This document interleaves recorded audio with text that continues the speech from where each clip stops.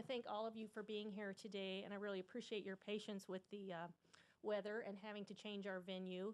We were really hoping to have an outdoor picnic, which would be a new thing for us, and we're back in a room again. But let's try to keep with the spirit of the picnic and just enjoy ourselves and have a good time visiting.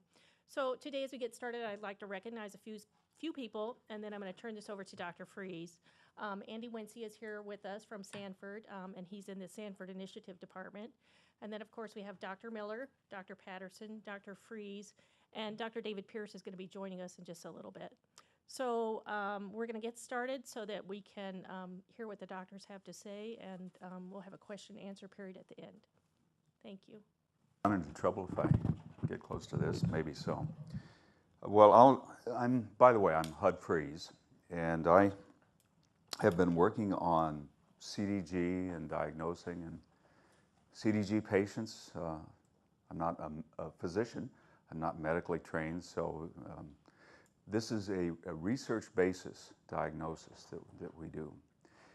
And you say, well, why isn't the medical establishment out there doing it the way it should be done, the way doctors do it? No. Well, because CDG, as you know, is a rare disease, and there are not a lot of cases out there, not a lot of physicians have training in being able to look for these things, but it's starting to get better. So in part because of that, there is a very limited number of people who study CDG, and we're one of the few in the U.S. There's a fairly substantial number of people in Europe, but in terms of the U.S., Canada, there are very few.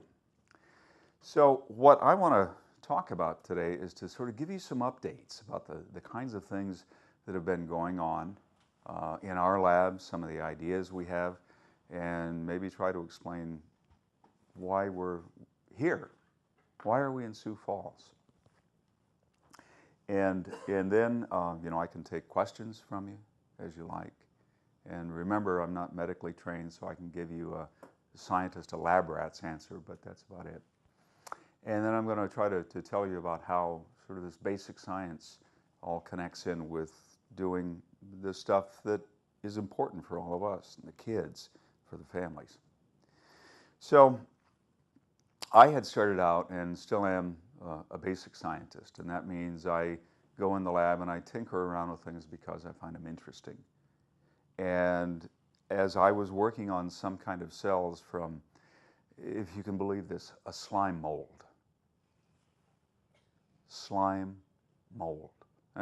Two worst words in the English language, right?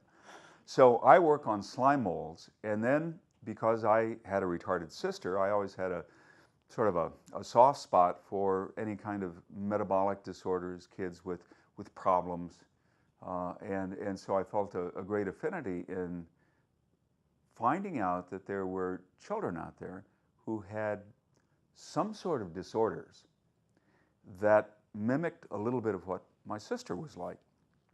And so I thought, well, wouldn't it be great if someday I could do something about that? And it got to the point where I was working on slime molds, and then I wondered, well, is this really going to make that much of an impact in the world? Maybe I could do something that's better. So I decided to go to medical school.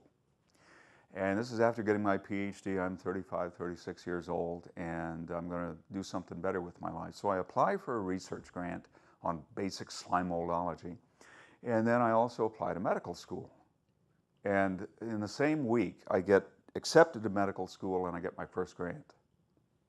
So now I have to decide, what am I going to do? Can I be useful as a scientist? And I thought, well, maybe so. I'm going to stick with science, but I'm going to try to orient myself medically. I'm going to try to do it in some ways that looks at diseases that may have some application to my area called glycobiology. And then it turned out I was able to work on some cells from patients who had CDG, although it wasn't called CDG at the time, and nobody knew what caused it.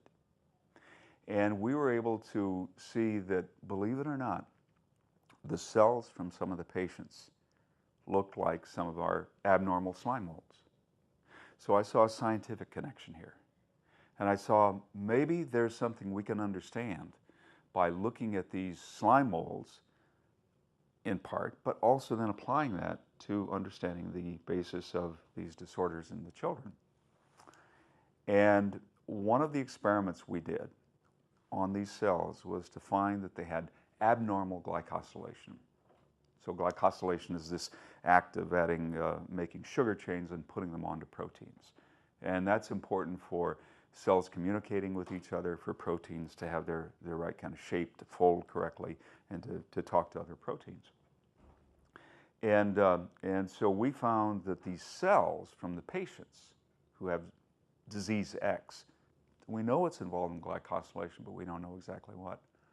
If we just threw a little bit of this sugar called mannose into the culture medium, that the cells improve their glycosylation. And we thought, whoa, wouldn't it be great if you could just take patients and let them drink mannose? Maybe they'd get better. Well, what are the chances of that, right? So I didn't take it too seriously, but I still got a hold of the FDA, and I said, look, nobody's ever done any studies on seeing if people can drink mannose, but would you let us try? Because it's a normal substance in foods.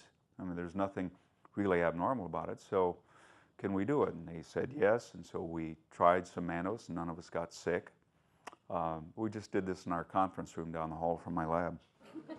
It was really something. So we did this in proper style. We disguised it by putting it in chocolate Ensure. But it turns out that when you put this sugar in Ensure, it makes the Ensure taste better. So the control group knew they didn't have it because the Ensure was not nearly as good tasting as the one that had the sugar in it. but anyway, so we passed through that, and literally 2 days after we finished these experiments, we get a call from a doctor in Germany who says, we have a patient who is about to die. He's lost 40 units of blood. He's not going to survive. We saw your paper about giving mannose. Do you have any idea how much mannose to give this kid? And I said, well, give him this much, this often, he'll achieve this level, and then see what happens. The kid got better. And I said, no, it wasn't the mannose, it was just coincidence. You know, you can't make a case like that because you don't even know what this kid had. So I go to Germany to see this child, and the kid comes out and he's got his lederhosen on and he's bouncing up and down and he's happy, and the doc shows me all of his charts, and he did get better after taking mannose, but we didn't know the cause. Eventually we figured out what the disorder was and why it worked and why mannose worked on him.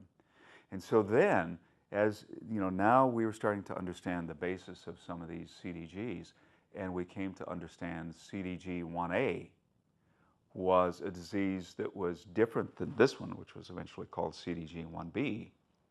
But 1A patients would not respond to mannose. So there was no therapy out there. People tried giving them mannose. It didn't work. So there are 700, 600, 800 children with CDG 1A, and there's only maybe 25 with 1B that can be treated with mannose.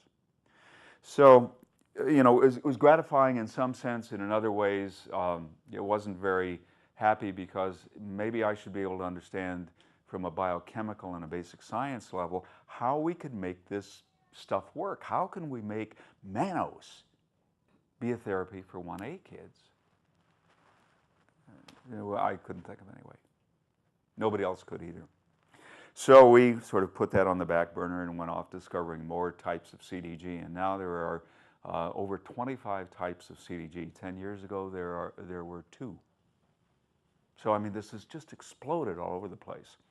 And many of the patients look very different from other patients. But even patients within the same group called 1A or 1B can have a big set of differences